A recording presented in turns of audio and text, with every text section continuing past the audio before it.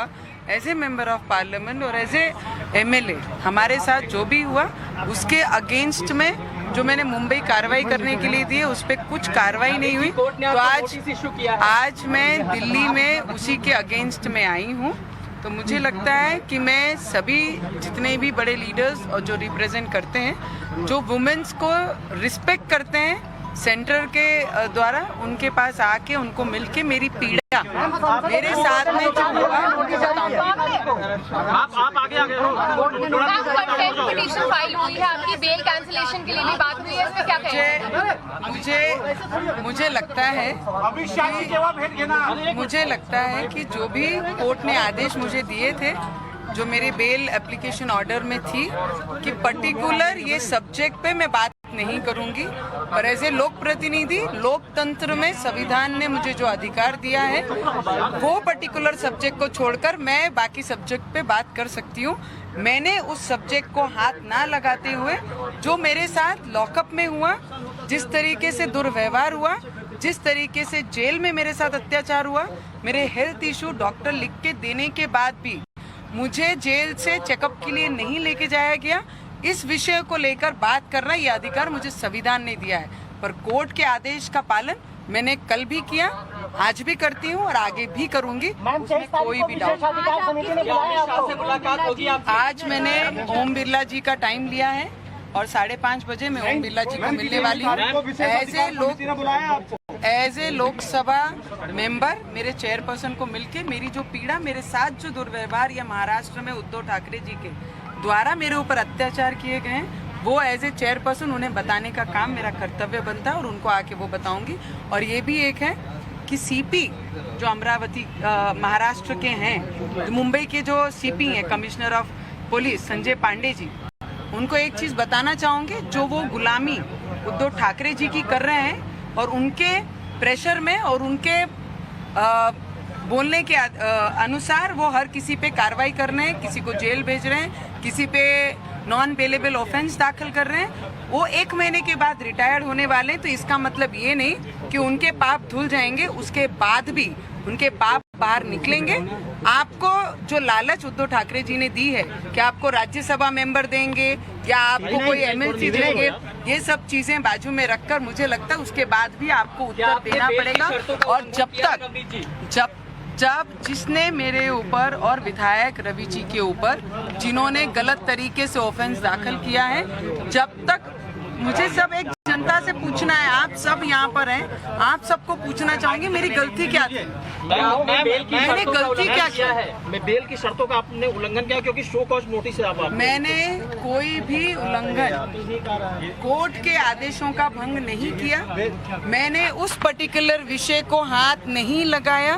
मैंने जो बोला, जो मेरे साथ पीड़ा हुई, मेरे हेल्थ इशू को लेकर मुझे जिस तरीके से पीड़ा दी गई लॉकअप से लेकर जेल तक, उसे बोलने का अधिकार मुझे संविधान ने दिया और उसका मैंने अधिकार बचाया।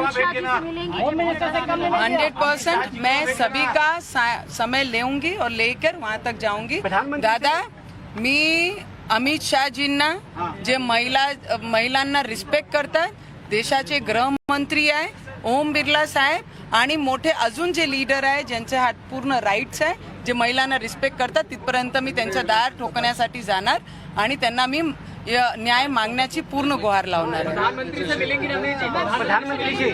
मुझे लगता है PM साहब को भी, हमारे मुख्यमंत्री जैसे वो फ्री नहीं है PM साहब। हमारे मुख्यमंत्री दो साल कार्यालय नहीं जाते मुख्यमंत्री के, PM साहब तो हर मिनट का।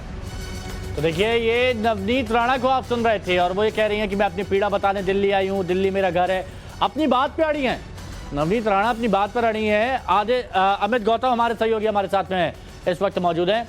अमित, नवनीत राणा अपनी बात पर एकदम कायम है कि मैंने उस पॉइंट को छुआ भी नहीं जहां पर कोर्ट ने मुझे मना किया था, कोर्ट की अवमानना नहीं की है।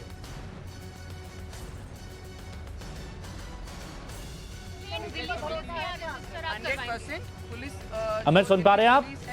जो मेरे घर के पार्लियामेंट के एरिया में जो पुलिस